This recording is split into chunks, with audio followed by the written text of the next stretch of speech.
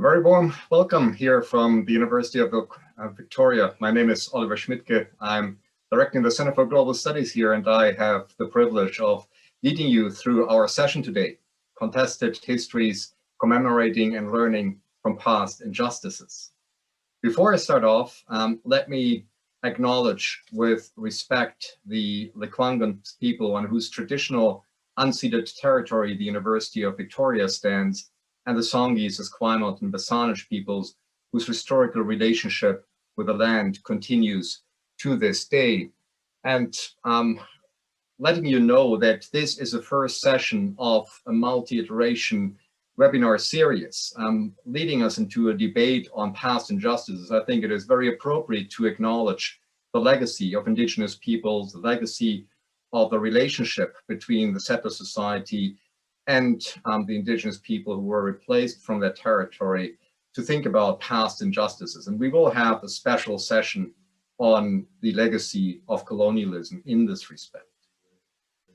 So as I mentioned, we will start now until October into the fall to look at various dimensions of how we commemorate past injustices and what it says about contemporary society and politics. And let me express my great gratitude to the Konrad Adenauer Foundation and the European Union and its Jean Monnet line of action for providing funding for this initiative. It will also lead to hopefully a conference in October if COVID and the vaccines permit us to do so. We hope to have an event on campus in late October of this year. And this gives me also an opportunity to welcome Norbert Eschborn, the head of the Canadian branch of the Konrad Adenauer Foundation. Many thanks for the support. Before I start into this session, let me briefly introduce our very distinguished panel. And we are very fortunate and grateful for having secured our esteemed colleagues who really have done a great work, passionate work on leading us toward thinking what are the challenges and ways forward in addressing past injustices in this respect. So whom we have on the panel, and I'm going to introduce them in the way they appear here on your slide. We have Professor Erika Lehrer, who is a professor in the departments of history and sociology and anthropology at Concordia University. And for the purpose of our webinar, it is worth underlining that she is a founding director of the Curating and Public Scholarship Lab at Concordia University. And if you listen to the titles of her recent books, one that was published in 2013, Jewish Poland Revisited, Heritage Tourism in Unquiet Places, or co-edited books like the one on curatorial dreams, critics imagine exhibitions, or Jewish space in contemporary Poland and curating difficult knowledge, violent past in public spaces, you get a feeling of how Erika tries to also mobilize the tools made available by art in conveying history and addressing often difficult legacies in history. And so it's not by accident that Erika Lehrer has also been curating particular exhibitions herself, most recently in the context of the Awkward Objects of Genocide consortium. She put on and curated an exhibition entitled Terribly Close, Polish Vernacular Artists Face the Holocaust. That was 2 years ago. So it's wonderful, Erika, to hear about your experiences on the ground and your creative way of thinking through the array of possibilities of addressing past injustices. Second is Professor Charlotte Chaillet here from the University of Victoria. Charlotte is professor and chair of Germanic and Slavic Studies, and she has a wide range of interest looking into post-1945 diasporic and transcultural filmmaking, memory studies, and she has recently co-edited a book that gives you a good sense of her research that is entitled Under Swiss Protection, Jewish eyewitnesses accounts from wartime Budapest. And based on her research with eyewitnesses, she has embarked on a most exciting research project entitled Narrative Art and Visual Storytelling in Holocaust and Human Rights Education, in which she thinks creatively about what kind of communities do you need to bring together to make this commemoration of the Holocaust meaningful, impactful. And she has done work across North America and in Europe with different stakeholders in promoting this. So thank you, Charlotte, for joining us today. Last but definitely not least, I would like to introduce Professor Jordan Stenger Ross, who is an associate professor in history here, but also, and that shows you a little bit his background, the provost engaged scholar at the University of Victoria, recognizing his outstanding engagement with broader audience. And he's also in charge and a founding member of our public history stream in the history department, thinking through the challenges and question how can we communicate the rich history from the past more effectively with different audiences. And Jordan is also the head of the Landscapes of Injustices projects that looks at issues of dispossession and internment of Japanese Canadians in the wake of the Second World War here on the west coast of Canada. And in this context, he has worked also very intensely with the communities on the ground, trying to make this history meaningful and accessible to broader audience. So thank you, Jordan joins us today from Tofino, taking some time out off from his well-deserved holiday. So thank you very much, Jordan, for being with us. I would like to kick off this session by framing the first question for our panelists by just drawing your attention to the fact that we lived through interesting times in terms of how we relate to, in particular, the 20th century past. On the one hand, we have a very profound, I want to call it hunger and appetite for history. Historic narratives of different kinds shape public and political debates in very prominent ways.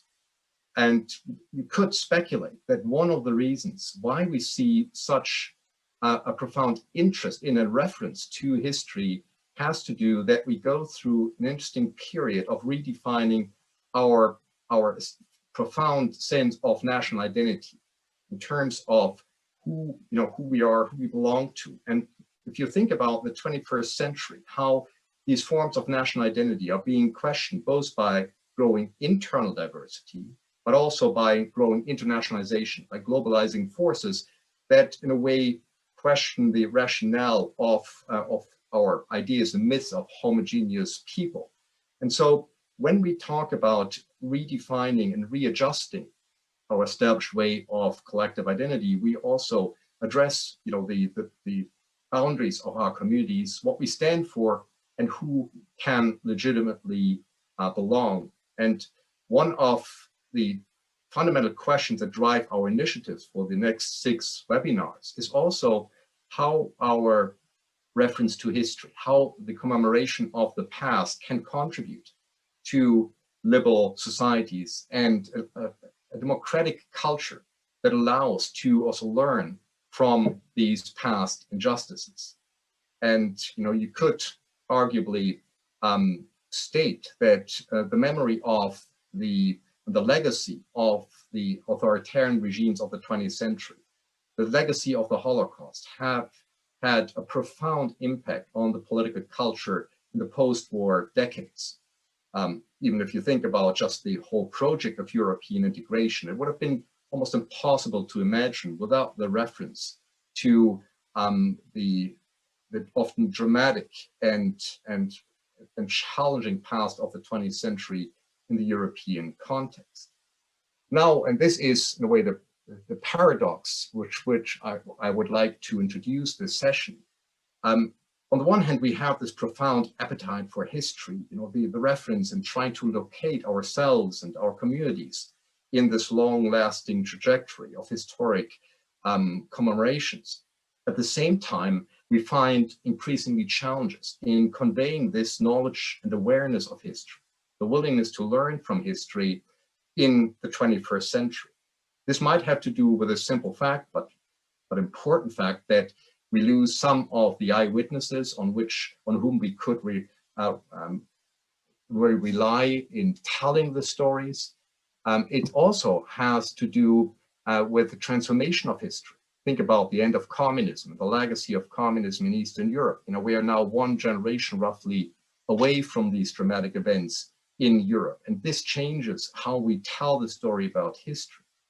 At the same time, we see increasingly also contestation, political contestation, with respect to these fundamental narratives of the 20th century and how we commemorate, let's say, the legacy of the Third Reich, the Holocaust, the communist regimes, and so forth. And so, in a nutshell, how I would like to start off is to suggest to you that that sharing the knowledge about the complex historic past seems to have become more demanding, or even outright difficult, partly because of the nature of conveying history to broader audience, but also the political contestation that we see increasingly in interpreting the 20th century. So with this, I would like to open it up to our panelists with a very broad question. I realize there's no easy answer to these kind of questions, but I think I would like to hear, you know, since you have shown in your career such passion for making history available and accessible to different audiences, I would like to pose the first question as following. What do you see as the main challenging in addressing these past injustices, mainly from the 20th century? And considering considering the challenges, how can history possibly best contribute to democratic culture, society? How can we learn basically from history in light of those challenges? And with this, I would like to invite Erica Lera to start us off with the first set of reflections. So Erica, the floor is yours. Thank you so much. Can you hear me, Oliver? Yeah, perfect. Yeah. Well, first of all, thank you very much for this opportunity to sort of think aloud with you all today. I'm really pleased to be here with this group, so thank you. So when I was brainstorming this question that you put out, my first sense was like, there's so many factors, of course, in terms of challenges to addressing past injustices. I was thinking of structural inequalities, politics, culture, education, emotions and psychology, and then of course resources like money and time. But in Poland, where I work, the biggest challenge, I would have to say, is simply state historical policy, which has some legal force. And I'll describe my attempts to work in the Polish context a little bit later in our conversation. But for now, I actually just wanted to think in much more abstract terms to start us off. I was recalling how anthropologist Michel Rolf Trouillot put it so elegantly, that history really means two interrelated things. So, of course, it's what actually happened, and then it's the stories that we tell about what happened. And of course, telling history, so this second idea about history is itself a form of making history in the first sense. So this is because the stories that are told by those in power get disseminated more widely. They are embedded in the most concrete and coercive forms as well. So given this, I think that we can best contribute by simply educating the public about this state of affairs, about how power creates its histories, and about how and about the existence of the other histories that are less well known, and how those are formed and how those are kept as well. So this last bit means, for example, that I think we need to critically reassess our notion of who is an expert and what constitutes expertise, beyond, of course, the standard elite gatekeepers. I think what's kind of tricky about this is that most of us who are critical educators have probably spent a long time trying to teach our students how to deconstruct the authority of institutions like museums, which happen to be my research focus. And then, of course, came social media silos, the Trump era, alternative facts. And at least I find myself kind of backpedaling and thinking, in what ways might we want to actually maintain the privileged status of sites like museums as a kind of communal civic site to cherish? I think that at least part of the solution is that we have to, if we do want to keep, maintain this kind of sense of some kind of privilege for sites like museums, I think part of the solution is we have to reshape what and who the museum is for and what it does. First, museums need to acknowledge and redress the harms that they have done as a colonial institution to certain groups of people. And once we have that very important central process underway, we could use museums then to highlight both the importance of expertise and informed opinions as a safeguard against just, purely populist affect-based opinions, but also at the same time offer multiple points of view on what constitutes expertise and relevant information. So there's a notion that I love by these anthropologists, Ivan Karp and Corey Kratz, called exhibiting the problem. So when you come across something tricky like this, rather than trying to authoritatively give an answer, you simply exhibit the problem. So that's my contribution to this first foray. Thank you very much, Erika. Charlotte. Yes, thank you very much, Oliver, for this lovely and kind introduction. And it's a real honor for me to be part of this panel. So, Oliver, your question is a very far-reaching and very difficult question. And I'd like to avoid generalizing. So like Erika, I'll focus specifically on a regional and national context, and that is post-Holocaust Germany. West Germany and later unified Germany is really a compelling case study, as we can see that addressing past injustices and moving toward a sense of conflict transformation in law, history, and public life is an ever-evolving transgenerational process. So one big challenge in the aftermath of mass violence and genocide is not just to hold perpetrators accountable and pay reparation to victim groups, as has been done and still being done in the German case, but also to facilitate post-war reconciliation and memory work. And this is much more complex and much more difficult.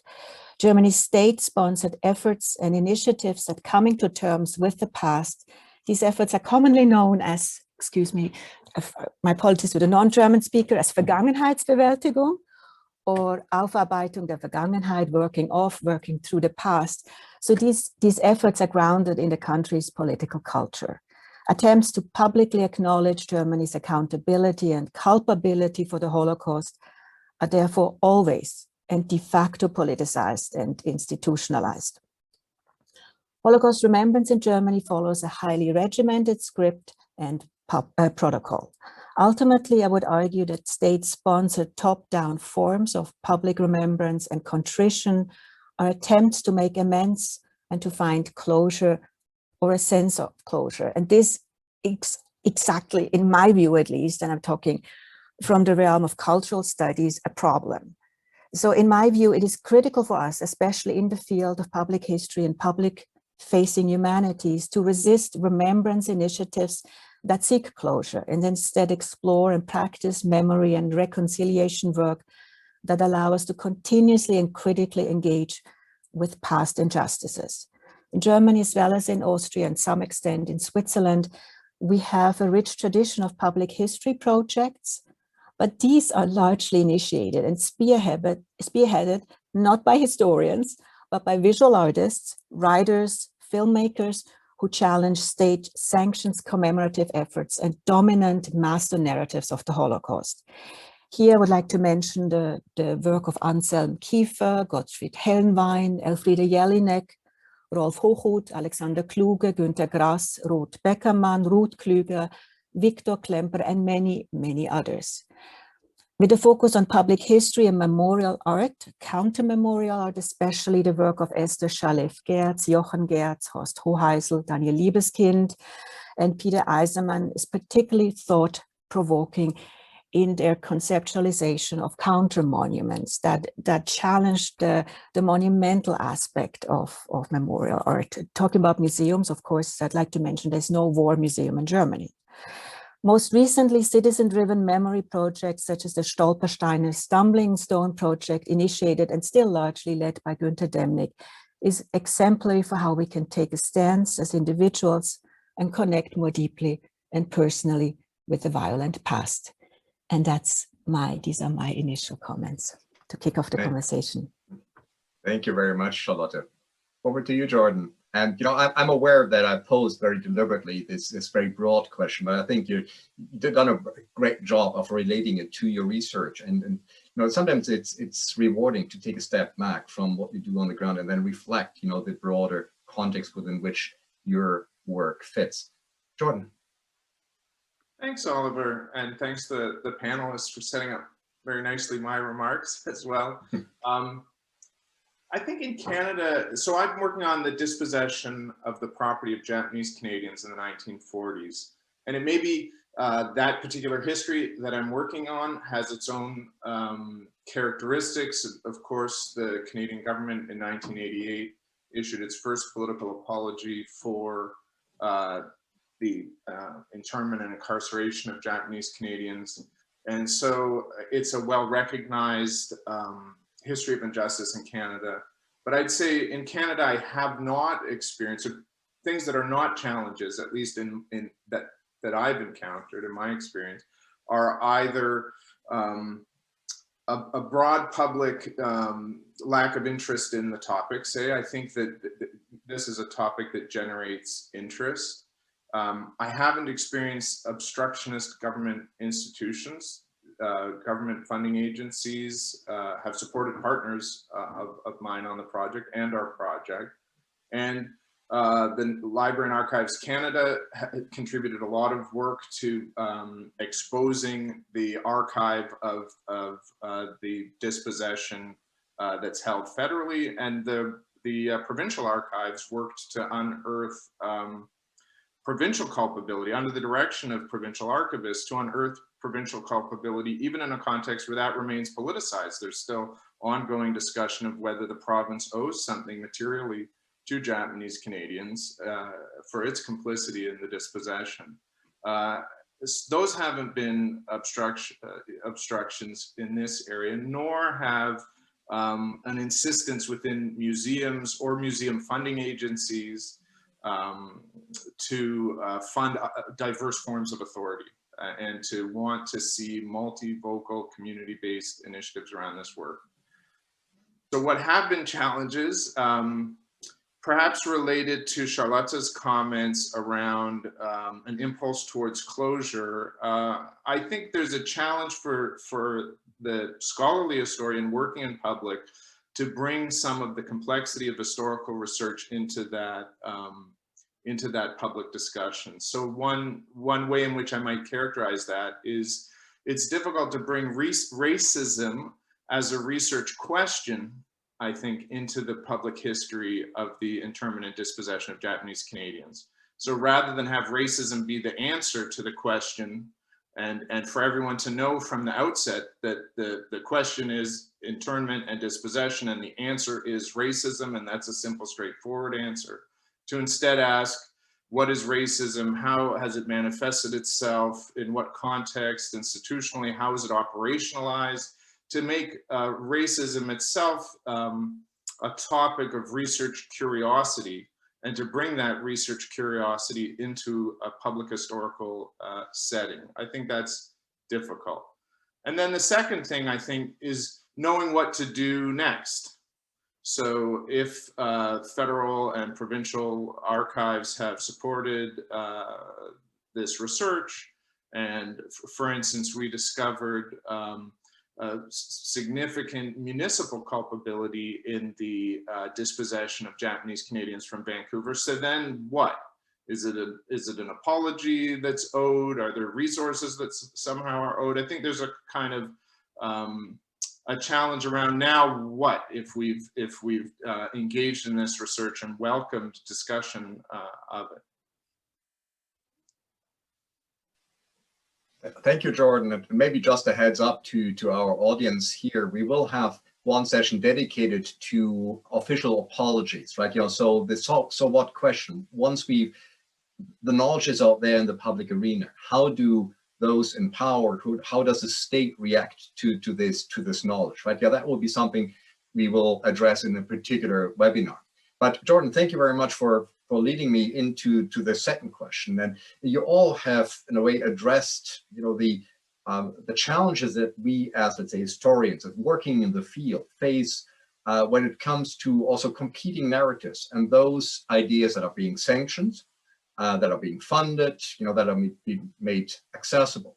But then there are also those stories that need telling and that don't find a proper venue for being heard. And in a way, Charlotte, you described how critical historians often come from the non-academic field as well, not officially sanctioned. It takes also the courage of, let's say, artists to bring up new ideas and new ways of conveying this knowledge. That's probably why both of you, Charlotte and Erica, you both relate to art, to popular media, trying to use those for drawing attention to past injustices and as learning tools in this respect.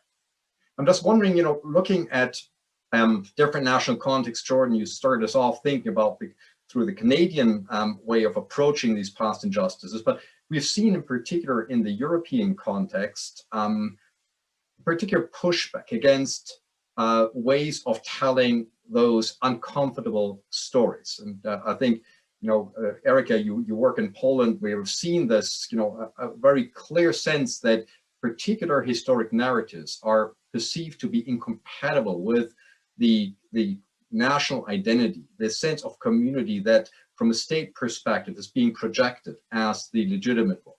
And, clearly, once you present these facts, you come up with history, that you often have these forms of contestation, if not even a deliberate attempt to not give any public arena and public awareness to these kind of facts. So maybe before we come to actually what you do on the ground, your fabulous work in the scholarly community, but also working with people that have been affected and that help you get the word out about your stories. Could I ask you about where and how you might have encountered those histories that are perceived to be uncomfortable, disputed, or even openly suppressed by state authority, by interest groups that no longer see those as being fitting into the dominant narrative of who we try to portray to be? That's, going back to my introductory remarks, how often our national identities, our sense of communities are steeped in those histories, and certain narratives don't fit this portrayal of ourselves as a political community. So maybe, Charlotte, do you want to start us off with this one? Yes, and I want to go back to Germany and to the political discourse. So a big challenge, at least again in the German context, is the recent surge of support for the far-right nationalist political party, especially the Alternative für Deutschland. So the AfD does not just pose a threat to democracy, but also a threat to Germany's commemorative landscape and its commemoration policy. And here, I really try not to get too outraged. And I'd like to quote two AfD politicians to give you a sense of the divisive political discourse and rhetoric. And this affects us all. And we just, within our team, we had a discussion about whether we can still tell certain stories, for example, the expulsion of ethnic Germans from the East, or whether they have been completely now dominated in a way preempted by the political right. So I'd like to quote two politicians, and because we moved in this political rhetoric to an area that I find deeply troubling. So in 2017, Björn Höcke proclaimed that Germany's culture of remembrance is harmful, and quote, "This laughable policy of coming to terms with the past is crippling us," end of quote. Us, of course, is the German nation, crippling German unity. On another occasion, Björn Höcke referred to the memorial to the murdered Jews of Europe in Berlin as a monument of shame. Again, I'm quoting him, Denkmal der Schande. And like other right-wing populists, Höcke is conflating the role and the purpose of the counter-monument with the history of the Holocaust and the legacy of the Third Reich, as it is, of course, not the monument itself that is shameful. Then 1 year later, Alexander Gauland, who is now co-Bundestag faction leader of the AfD party, notoriously noted that, quote, "We have a glorious history, and it lasted longer than those blasted 12 years. Hitler and the Nazis are just a speck of bird poop in more than 1,000 years of successful German history," end of quote. Furthermore, Gauland argued that, quote, "If the French are rightly proud of their emperor, and we have the right, then we have the right to be proud of the achievements of the German soldiers in 2 world wars," end of quote. So what we see here is the AfD's tendency to polarize the debate and view themselves as the victims of Germany's memorial culture.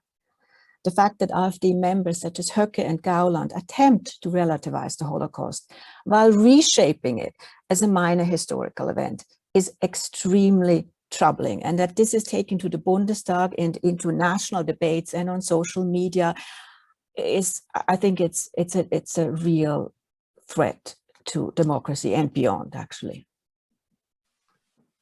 Thank you, Charlotte. And for those of you on the call here and in the audience, you might not know that the Alternative for Germany entered the Bundestag in 2017. It's the first time that a right-wing group has entered federal parliament in Germany since 1949, and with it comes a change in discourse. You know, some of those fundamental reference points in the post-war cultural identity of Germany are being questioned. It's not the first time, but I think, Charlotte, as you described, you know, they have now the authority of being in the Bundestag, in federal parliament, and that is, I think, a new quality of redefining certain things that have been seen often as fundamental for how Germany tried to reinvent itself, and, you know, basically also see its post-war democracy as fundamentally linked to the legacy of the Holocaust and the Third Reich.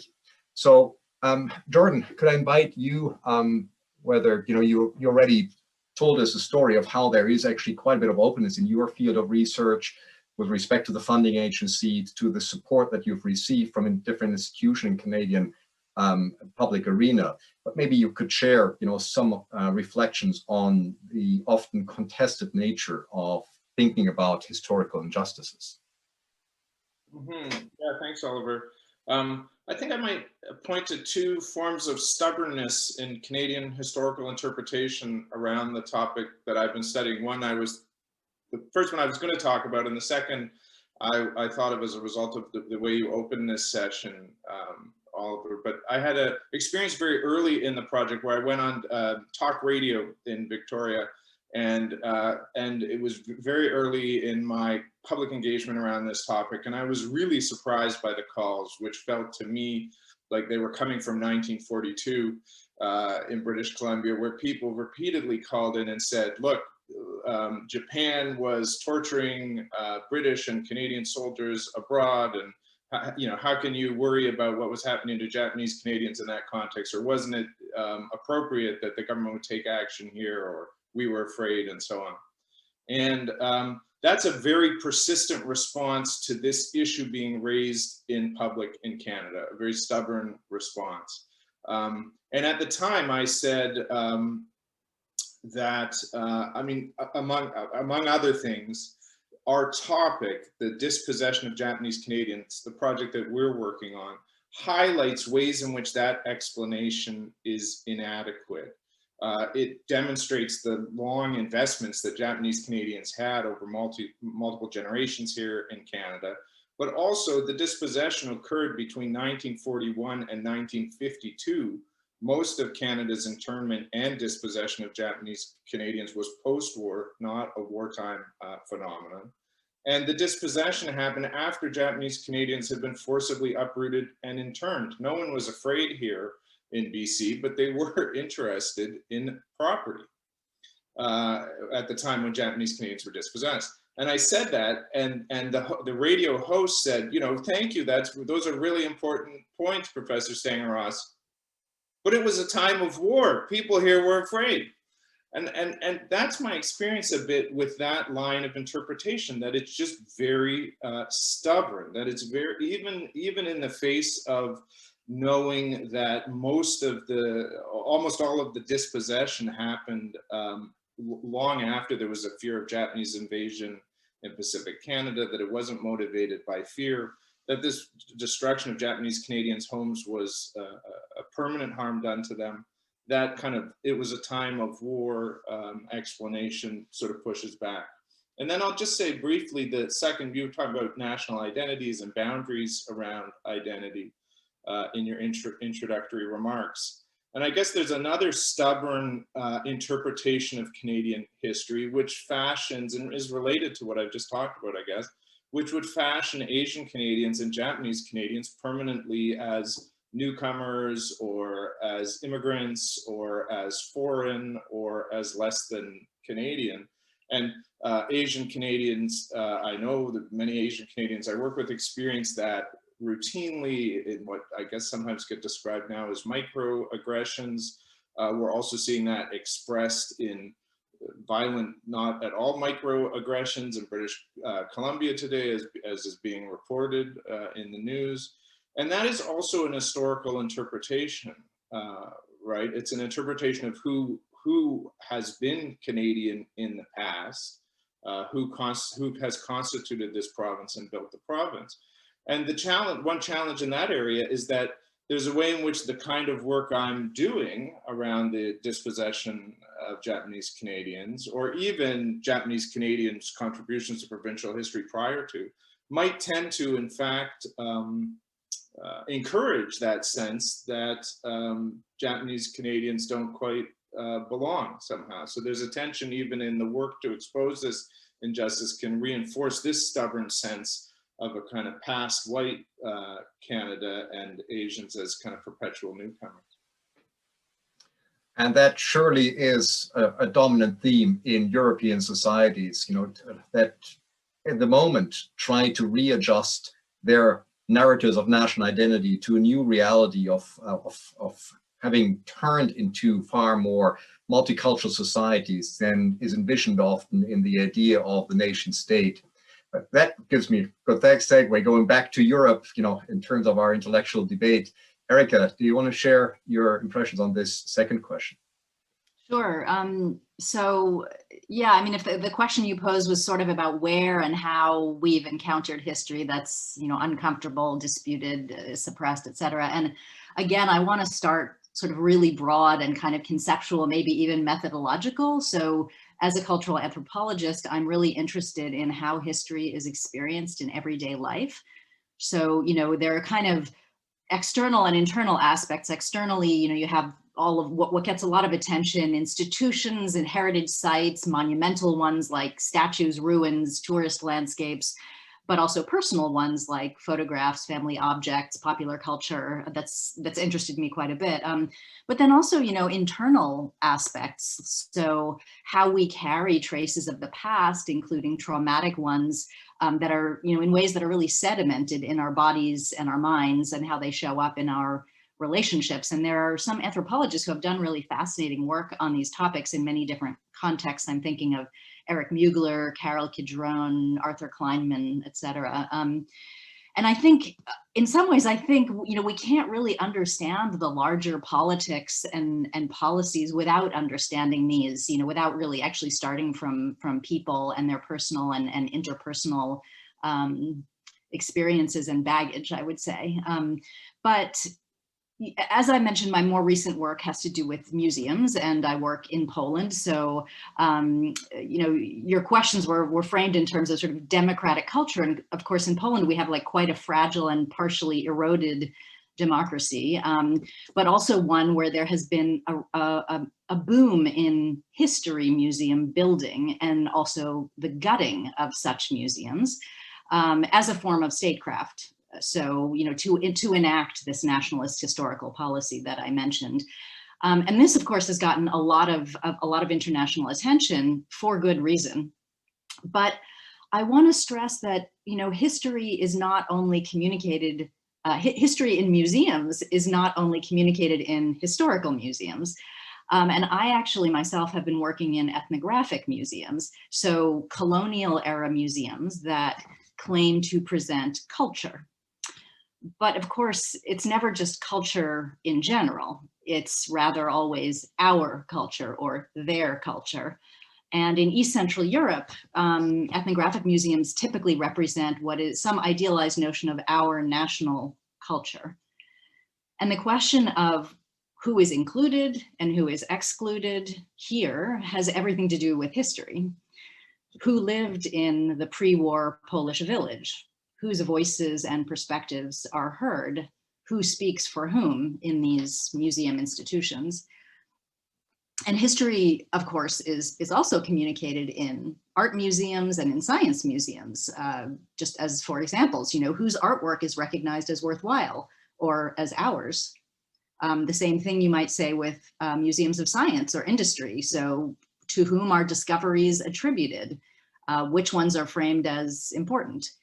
So maybe one point I'd like to make here is that, at least in Poland, these few big, important, and explicitly history museums, so for example, the Museum of the Second World War in Gdańsk, or the Museum of the History of Polish Jews in Warsaw, or the Ulma Museum of Poles Saving Jews, which is a very small but important museum, very obviously politically motivated. These museums have gotten almost all the attention regarding debates about the past, but actually history may be communicated to far more people. So thinking about school groups and families on weekends in these hundreds of other local museums that are not on the surface about history at all, but they use other means of telling us stories of who we are, which is essentially what history is about.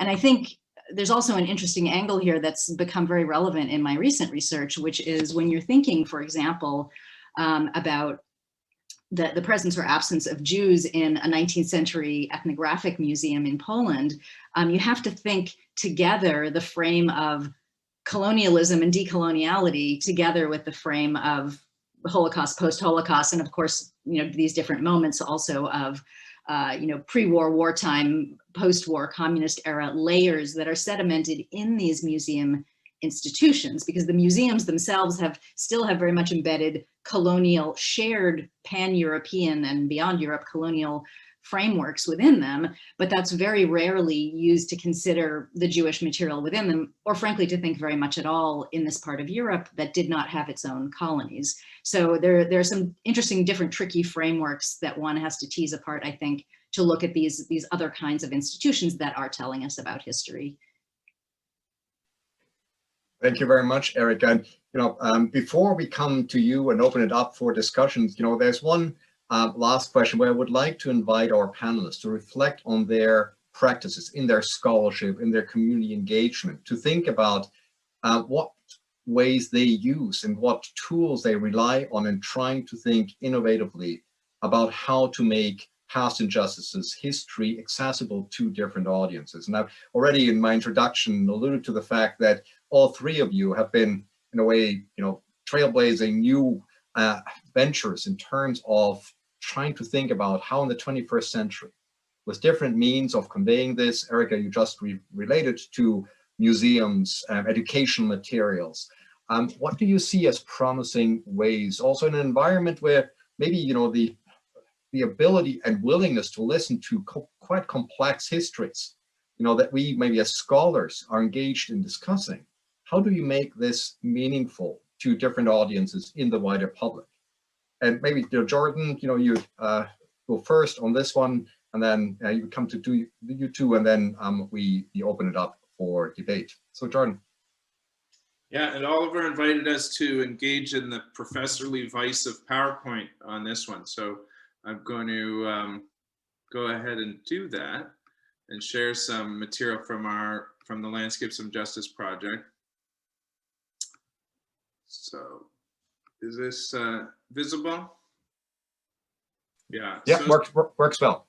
Yeah, since 2013 or so, depending on how you date the beginning of these things, but I've been working within a large partnership of 17 institutions, about 70 people, called Landscapes of Injustice. And so I'll share some of the results of that work. One, which I'm proud of, is scholarship.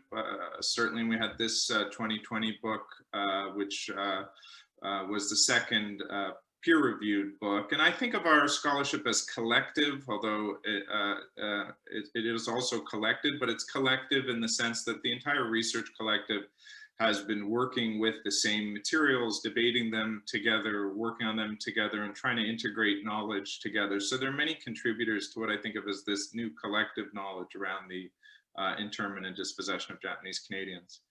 And from public-facing perspective, that research, and how do I get it to advance? That research has generated a fair bit of press coverage, and this is maybe the thing I'm most ambivalent about as I come to the end of a long project. Our partnership figured out how to generate press coverage from it, and some of it is related to initiatives that I'm really proud of, such as the efforts to rebuild a tea house in Esquimalt that was destroyed in looting and vandalism in 1942. But there's a lot of emphasis within our institutions, well, certainly at UVic, and I think universities generally, on press coverage. And I don't know in the end, as I come to the end of the project, what press coverage does really. It seems very fleeting. And it's probably better to have these things as part of public discussion. So it's better to have them covered than not covered, probably, but I'm not sure what exactly press coverage does as a kind of measure of public impact. We've built, and Mary, this beautiful picture of Mary here on our website that tries to explain our research, our major research conclusions from the research project. So kind of convert the book to digital storytelling. Mary, I think, is on this call. So hello, Mary, and thank you for all of your contributions to the knowledge of this history and to our project, and for letting us use your photo on our webpage here.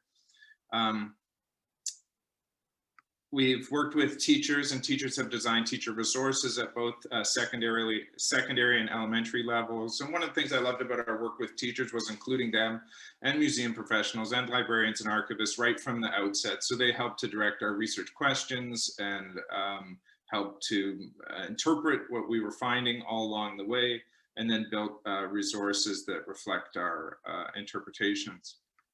And the Broken Promises exhibition, one of the key curators of that, Yasmin Railton, is also on the call today. Hi, Yasmin. And I know she put a ton of energy into conveying these materials, which are collected archival materials that are now showing in our exhibition at the Nikkei National Museum in Burnaby, and will travel across the country to these sites, and then others, I hope, as well. But this is really an effort to do that work that I talked about, of conveying complex history. And in this case, the ways in which Japanese Canadians struggled in the face of dispossession to preserve their own interests, and were in dialogue with state officials, and state officials dealt throughout the process of dispossession with Japanese Canadians, questioning and engaging with what this process meant for their families. And these files, which visitors can, and they're on virus-proof paper, and you get they get sprayed down all the time. But anyway, they had to be adapted for COVID. But these files are there in the exhibition and offer folks an opportunity to engage a pretty complex story of dispossession. We have an archive that will launch any moment now, that conveys all of our research materials, including in case files for every Japanese Canadian family. So some 15,000, 16,000 case files that Library and Archives Canada digitized for us to share the details of this history, and much of it new to Japanese Canadian families with them. And Mike Abe, who's on the call, I think, has done a wonderful job of leading sessions to help Japanese Canadians interpret these materials, which are difficult reading. But I think, you know, I think the achievement for me, or that I think about a lot, was just kind of holding the team together. And I don't know what kind of a contribution that is, but these were difficult 7 years, I think, in which to gather in a room Japanese Canadians who lived through this history, students who were taking a job as opposed to, you know, flipping burgers and knew almost nothing of it, scholars like myself, museum professionals. I think it's been hard, and that's not the form of engagement with historical injustice that we undertook is probably only one form of valuable historical engagement. Maybe on the other end of the spectrum is toppling statues, but we're kind of institutional, perhaps a more conservative form of engagement with historical injustice. But I think there's been just something valuable in having us all in the room together, or in many rooms together, over the course of 7 years. And that's what I've been thinking about. What does it take to work across pretty vast differences of experience and knowledge to engage the process of dealing with difficult histories? And so that's kind of what I'm mulling around, and I think maybe is a major achievement of ours among these other ones. Thank you, Jordan, and congratulations of bringing this 7-year SSHRC partnership grant to a conclusion. You definitely had a lot of impact on the ground, you know, lots of awareness and, you know, publicity. And thank you also for drawing our attention to the opportunities that come with digitalization of materials. I think that is, as we move away from, you know, the eyewitness, from the events, you know, digitalization allows us to, in a way, make knowledge available and accessible, I think, in novel ways, and hopefully also attractive to new generations who want to learn about this. Erica, sorry. I'll jump.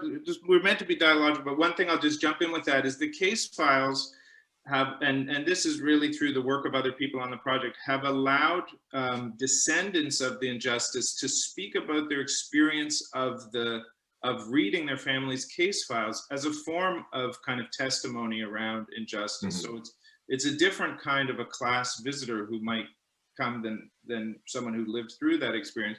But mm-hmm. I can envision, and I think it's starting to happen, that there are visitors to, say, classrooms in Canada who are saying, well, here's the case file of my family, and this is how I've encountered it. Mm-hmm. Yeah. Thank you very much, Jordan. Erica, over to you. Great, so I'm also going to try to share my screen here.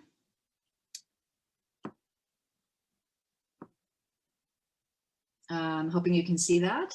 Yes. Okay. So, so a key thread in the sort of public face of my work has been around how to make multiple perspectives, particularly marginalized perspectives, visible in museums. I've also did some things sort of in broader heritage sites, but I've been working really in museums for a while. So, you know, where have categories of people been left out, been misrepresented, or actually been harmed by the way that museums portray culture, heritage, nation, and so on? This general approach relates to a number of projects that I've undertaken, some of them team projects. Oliver, you mentioned a couple in the beginning, projects I've been involved in over many years. One in particular in Poland has been a like multi-year engagement with the Krakow Ethnographic Museum, which you see in this slide. I began this has been like a long-term, intimate, fraught relationship with an institution that began actually before I was even a graduate student. And it's dealt mostly with the way that this museum has, in my estimation, reduced the representation of the pre-war Polish village to a mono-ethnic one, where in reality, before World War II, Poland as a nation was only ever 60% Polish, Catholic, Slavic. So it's a significant gap. So this means the erasure of Jews, of Roma, of Ukrainians, and also the sort of damaging misrepresentation in certain circumstances of particularly Jews and Roma. So I'm just gonna see if I can walk through a few slides. So, right, I mean, I want to be upfront and say this has a personal aspect for me. So my family, my grandparents came from Polish villages of the kind that this museum purports to represent. So here you actually see my grandmother is on my mother's side is in the middle, and my great-grandparents. And I just want to draw your attention to the bottom where you can see that the village of Otynia, which today is in Ukraine, in 1913, actually had, twice as many Jews as Catholic Poles. So again, this is like a really significant omission. So basically, I was confronted first as a college student, and then to some extent even still today, with representations of Jews in this museum that are depictions of Jews not made by Jews, but Jews through the eyes of their Polish Catholic village neighbors that have somewhere along a spectrum to strong, from at least stereotypical, if not anti-Semitic representations, and they're represented with no critical, or they were, let's say, for many, many years, up until about a year and a half ago, no critical commentary in any way. And I thought, how is this possible after the Holocaust to have this kind of material uncritically hanging on a museum wall in Poland? I also noticed, well, what is missing here, as mentioned, all of the major roles that that Jews played in Polish villages. So as klezmer musicians playing at Polish Catholic weddings, as tavern keepers, making the clothes that you see on display here, making the jewelry, and so much more. And this, of course, applies not only to Jews, but to some other groups, but strikingly Jews. And then also, as someone who also has a curatorial practice, I noticed some sort of really unfortunate, what seemed to me missed curatorial opportunities, where you have objects like you can see at the upper right, which is a kind of like a noisemaker, sort of like a rattle. You've probably seen plastic ones like this at football stadiums, which are presented in a monocultural framework. So it's presented as something called a terkotka, which is used to call people to church during Holy Week in Poland. But actually, when I looked at it, I thought, oh, it's a Purim grogger for the Jewish holiday of Purim. And of course, this speaks to this incredible cultural hybridity and cultural exchange that went on in Polish villages. But here, there's no indication of that other history. And it's sort of it could have been a beautiful moment to talk about this interchange that both had sharedness and also, mutual suspicion and violence against Jews as well, but it's a lost opportunity. In 2008, this museum sort of made a major leap forward. They had to sort of redesign, they had a new director, and they kind of entered this discourse of new critical, possibly, let's say postmodern kind of museology. And they have a new slogan, or they had from 2008, called "My Museum, a Museum About Me." And, I felt like that so much did not resonate with me, feeling like this is so much not my museum. It feels so much not like it's about me. But I took it as a kind of opportunity to dream, as in a kind of a challenge, right? So I did a number of things, and I can talk at length about any of them if someone's interested, but I basically wanted to take some of the problematic materials that they had in the museum, join them with problematic materials that for me shared a cultural genealogy that you could buy in shops right outside the museum. And I'm speaking here particularly of some of these stereotypical images of Jews.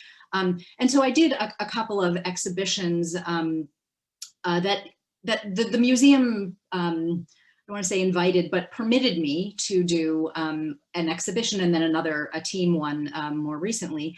But we always tried to do these in bilingual fashion with participatory aspects, and really, as I said, to exhibit the problem, to sort of highlight these contested frameworks and really let the visitors come in and feel like they had, they had as much of a voice in trying to decide the matter as we did. So these were not attempting to be authoritative, except in giving certain historical facts and making materials visible. And then I've done a number of what I call sort of guerrilla-ish interventions. So I always think about collaboration with museums like on a spectrum from sort of consensual to guerrilla, with actually academic critical writing about museums in some ways is the most guerrilla non-consensual version, because we just say whatever we want. We're not interested in the day-to-day on the ground experience. And we just, it's so easy to rip to shreds any exhibition. But I worked, again, with various partners in Poland over many years, with student groups, local students. I brought some Canadian students with me to basically use the museum's archives to try to dig out some of this missing material and highlight, what some of the problems were, what were the questions we were asking. So here you just see a few images from those. And then very quickly, the most recent intervention that we did was just this past December, where we had planned to do, we had commissioned 4 artists to do critical artists' responses to some of the problematic materials in the museum.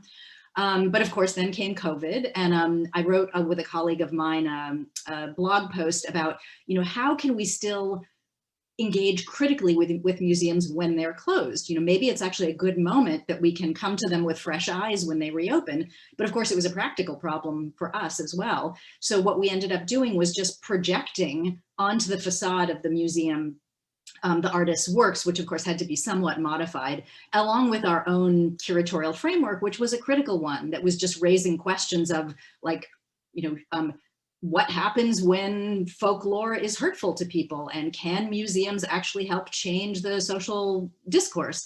And the director of the museum, I should say, gave us completely free hand and actually didn't even ask us to vet the slides with him before we showed them. However, this caused an enormous amount of conflict once we actually did this projection. And again, I could speak at great length with all of the points along that sort of spectrum between consensual and guerrilla.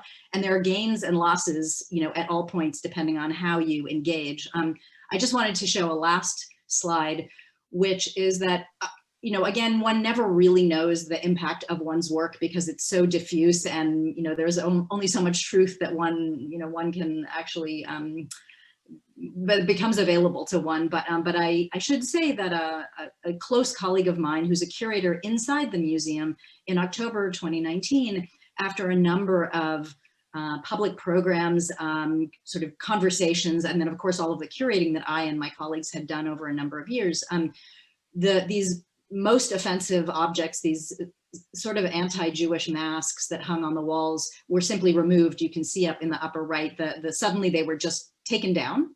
We weren't consulted about this, but I was informed by my colleague they were removed. And then a new display was put up that actually had a much broader range of this kind of material, but in small form, in documentary photographs, along, very importantly, with a critical text that raised some questions about to what extent has the museum actually taken care of the needs of their Jewish, Roma, and other potential constituents. So, things change, some things stay the same, some things change, and there's a lot of contestation at all points along the way. So thanks for letting me show you some of what I've been doing. Erica, I think I expressed the sentiment around this virtual room to say, we'd love to hear more about this. We don't really have the time, but you gave us a very good sense of what you try to do. And I love your concept of guerrilla historian or so. That sounds like a promising way to approach these things. Last but not least, Charlotte, please, and please, if you try to show this little video clip, you need to click the audio option. 1 second. So I'll try to screen share too. You see my messy desktop. Okay, can you see it? Good. So we are in year 2 of a 3-year project that is called Narrative Art and Visual Storytelling in Holocaust and Human Rights Education. And as Oliver has kindly mentioned in the beginning, I've been involved with collecting Jewish eyewitness testimonies, and I was very happy to see one of my partners in crime, Dalia Beck, joining us today as well. So we have been working together, editing eyewitness testimonies, and this project comes out of this more traditional work that I've done, largely with an understanding that with a traditional approach to eyewitness testimonies, I always felt there was something missing, or we were obscuring the fact that the process of collecting and sharing and telling a story is so much more deeper, so much more complicated than we show in a finished edited testimony, which follows to some extent very prescribed roles.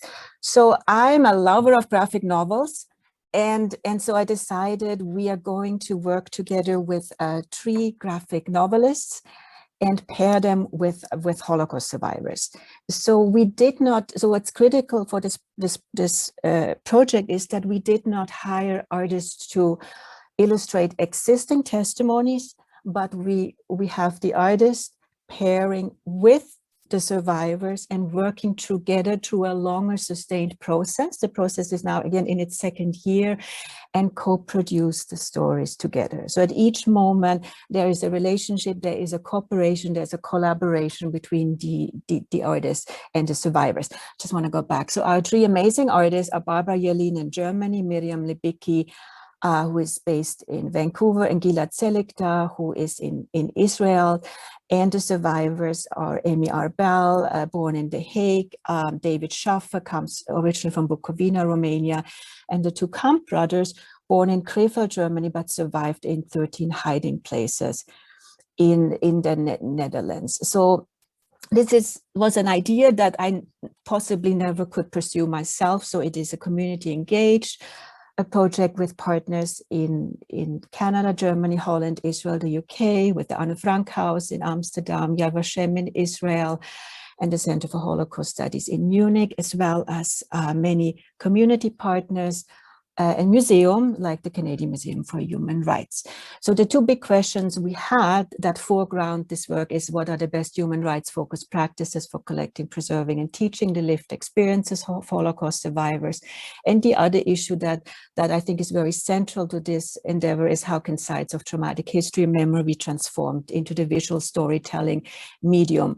Particularly in one account, or oftentimes you feel that what is not being said is even of greater weight and is even more present than what's actually being articulated. And here the argument I would like to make, and what we see through our arts-based approach, is that graphic novels particularly can get at these spaces of trauma, at these sites of non-memory that again in a traditional testimony we cannot reach.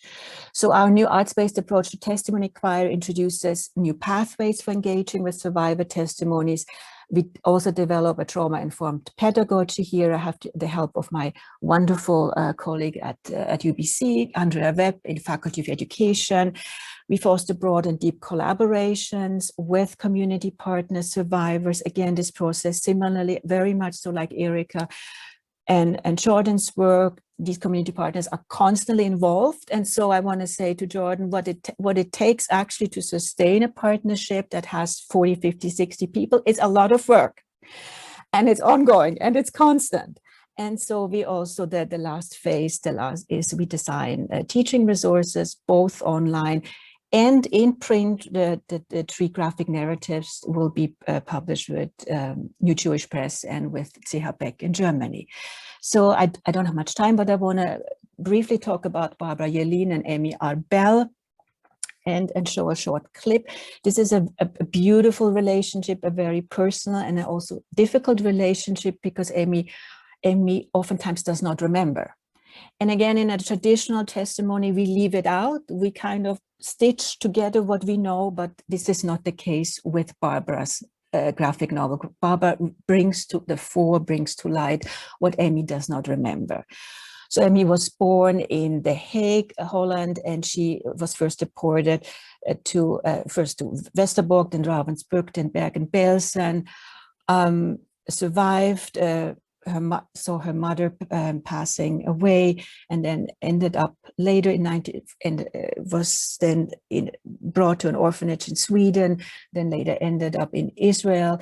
And you can see she herself is an activist, and she volunteers to support the children of Palestinian families in the West Bank. This is an important component for us to bring in the human rights component as well.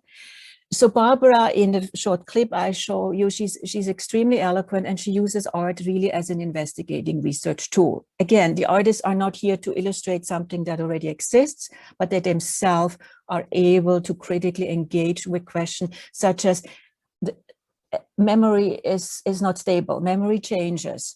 And of course, talk about my fear. And I talked to Barbara, I said, we're just now saying memory is not stable. Memory might change. Are we playing in the hands of those right-wingers who then say, well, you don't really remember. It could have been completely different. How do we know? And so this is something how we feel oftentimes that a certain political rhetoric impacts our work, but memory is not stable. And as she says beautifully, the present collides with the past. Memory has no chronological order. What Emmy recalls, though, appears next to the dark passages, all the more impressive, stark, meaningful. Separate strands are braided into a single weave of image. Some panels remain black, some memories blank. And again, the form, the medium of the graphic novel allows us to leave these spaces blank and dark.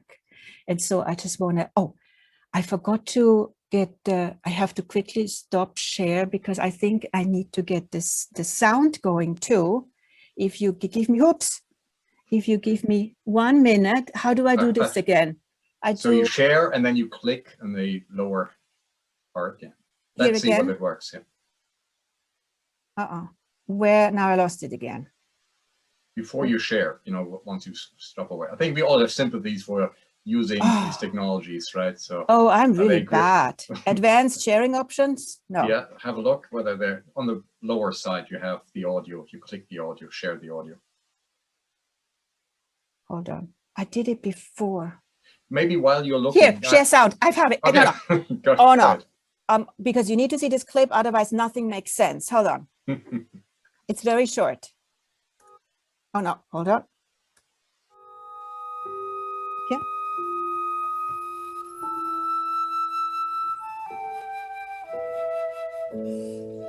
When they brought us to Ravensbrück, we had to take off our clothes. And then I saw that they shaved our hair. And I tried to escape.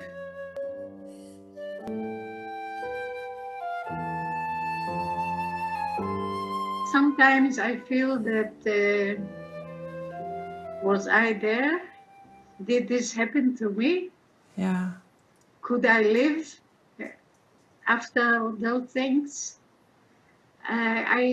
Sometimes I think, no, it can't be. Ich bin Barbara Jelin. Ich erzähle Geschichten in Bildern. Ich zeichne eine Biografie über die 84-jährige Holocaust-Überlebende Emmy Abel. Wie zeige ich die Erinnerung des Kindes Emmy? Erinnerung ist nichts Festes. Sie ist ein fluides, wandelbares Gewebe. Das Zeichnen ist für mich ein Instrument des Erforschens. Wenn ich zeichne, ist jeder Strich eine Entscheidung und jede Linie stellt neue Fragen. Wie kann ein Kind sein in diesen Umständen?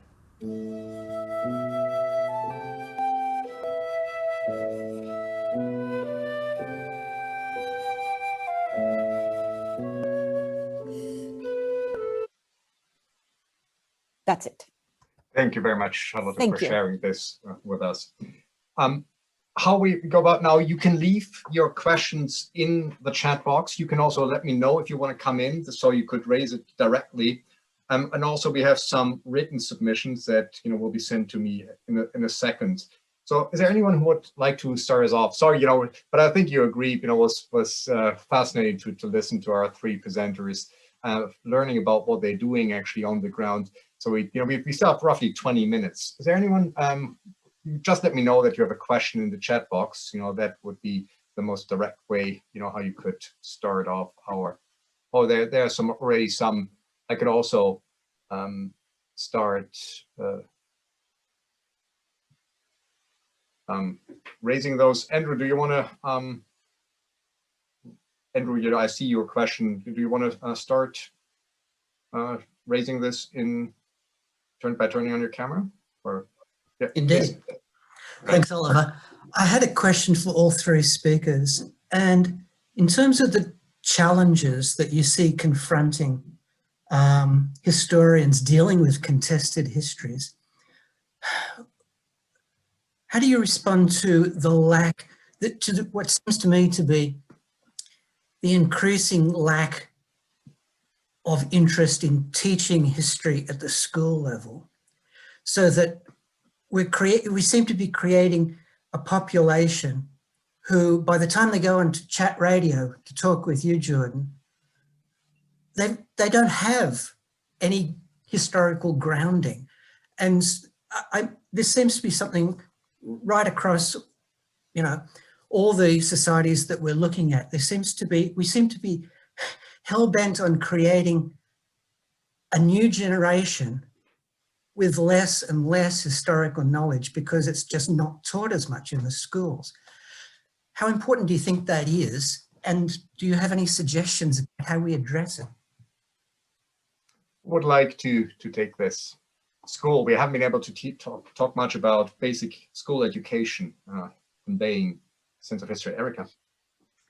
I mean, I'm speaking again, it's quite specific about the Polish context, but I think that I would maybe push back or question, at least in that context, about the framing of the question as being a lack of interest of teaching history at school. Of course, it has everything to do with the individual teacher's sort of political proclivities, but there are, very many incredibly impassioned teachers of history and other subjects in Polish schools who have done amazing work to bring particularly their local Jewish history into the hands and the minds and the hearts of their students. Sometimes this is completely bottom up, like there's a kind of a sort of very particular character that you find in a lot of small towns and villages in Poland, which is like the person, the local historian or teacher who has taken it upon themselves to study the history of that place, and who has made whatever efforts they can make, whether in a school setting or outside of it, maybe in a local museum to make that visible. But there are also some really incredible NGOs in Poland that have been trying to both identify those kinds of individuals and recognize them and support them, but also to kind of cultivate the desire on the part of local teachers and students to do more of that kind of work. I think where things get trickier are what textbooks are available and what curriculum is starting to be instituted, from the top down. And that's something that I'm actually not an expert in this, but I just saw, in fact, there's a new book that is just coming out that's talking about like 1989 to I think 2015 of textbooks in Holocaust history in Polish schools. And I'm sure you'll see like a fluctuation that relates in many ways to whatever the current regime is and what their historical politics are. So I think the access to good information in textbooks is probably the weak spot, but there's just incredible work that's being done on the ground to sort of generate new material.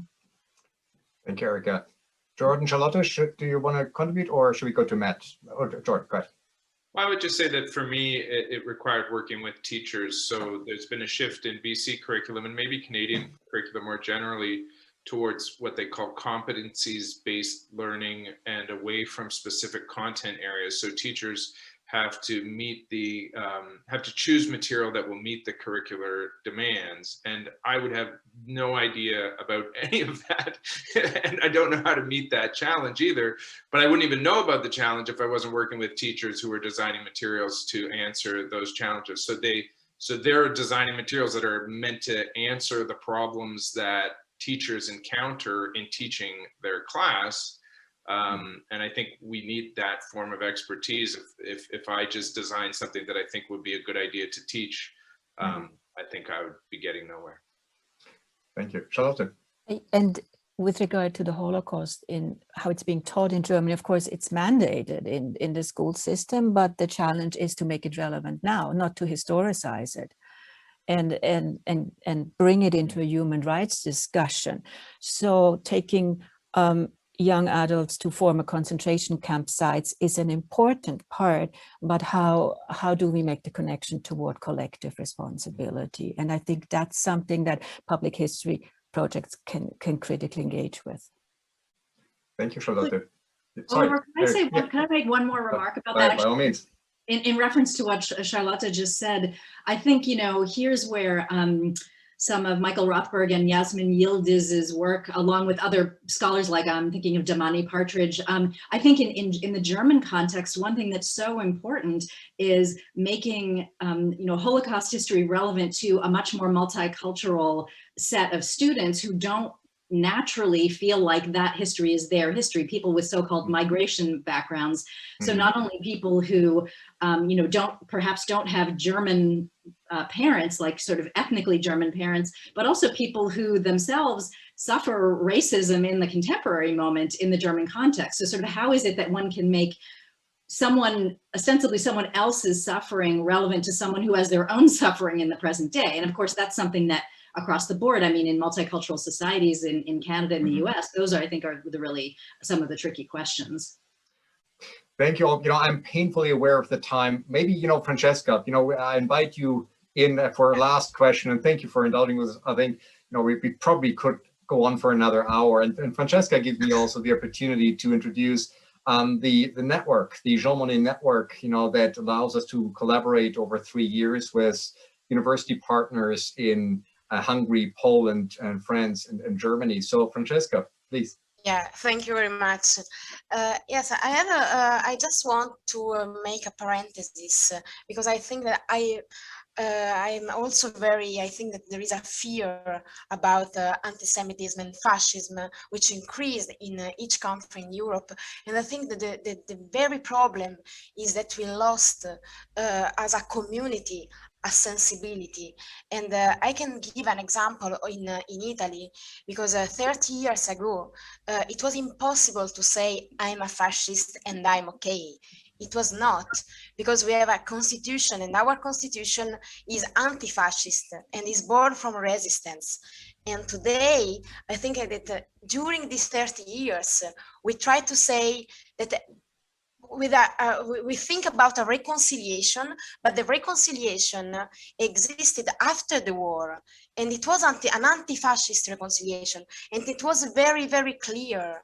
And for a long time there were, I don't know, memory trains. We speak a lot about memory, and today we have a big problem with liberation of the fascist world.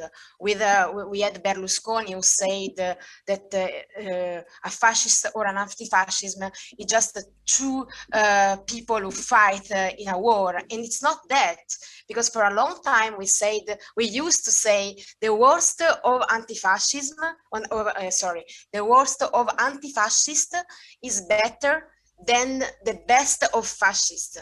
And that was very, very clear in Italy for a long time. And now it's completely disappeared. And I'm very scared because we lost witnesses, we lost memory politics, because we had these memory trains for Auschwitz and other concentration camps for schools. Now they disappeared because there are liberal cuts, we could say, to economy. And so now we have a problem, because also we could say we are not on television, we are not on social networks, and we cannot constrain the negationist speech. In France, we have a man like Eric Zemmour, who speaks calmly in the television, in the public television, and it's absolutely normal. And there is not someone from the museums, for example, who speaks against him. So I think that we have to be stronger enough to speak with the negationists and to destroy their speech in the television, in the social networks, and to be very clear that yes, the worst of anti-fascist is always better. Is always better, and that is very, very important in my opinion. And another thing, I'm very happy. Yeah. If you could make it brief, sorry, we have to run out of time. Go ahead. Yeah, of course. I just wanted to add that I'm very happy that you speak about the connection between memory of the Holocaust and human rights, because I think that this is the one great use things that you could do with memory, and there are a lot of examples about it, but we can speak of it another time because there is no time. I'm very sorry for my English, because I'm so tired. It's so... I think, Francesca, you conveyed your concern. I think that we all share, and your passion, and that's driving our initiative as well. So any last reflection from the panelists before I thank you and bring this session to a close, reacting to Francesca? No, if not, Francesca, thank you very much. What you said is, what I couldn't put into these engaging terms in the beginning. That is very much the concern. How does memory change with respect to contemporary politics, and how some of those things that we took for granted also in Western democracies, right? Our anti-fascist commitment after the Second World War, right? The anti-authoritarianism. how this is being questioned. And we heard a little bit, from Charlotte today. I think that is, the political context in which we try to think about the politics of memory. So let me thank very much, all of you. Erica, Charlotte, Jordan, thank you so much for your time. It's such a fabulous discussion. I really enjoyed speaking with you, and all of you who joined us today around, the world. I think we have some who joined us from Europe. Grateful for your participation, for your time. And this will be continued, as I said, this will start. We have the next session will be on the 28th, when we actually focus more squarely on post-communist countries and the new urge to rethink national identity and how history plays into this. So thank you very much to the panelists, and thank you to the audience, and thank you again to our supporters and co-funders, both the Konrad Adenauer Foundation and the European Union. So thank you.